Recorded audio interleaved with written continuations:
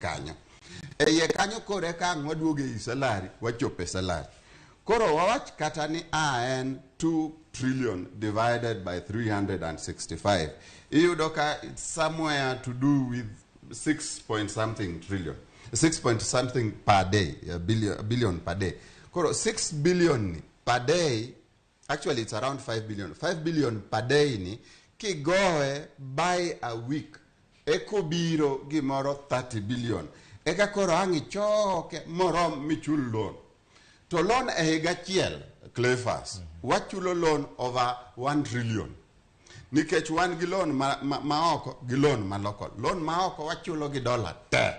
Emomiyo dollar koro waneno ka bedo gi shortages. Loan ma local wachulo gi Kenya shillings oberberi.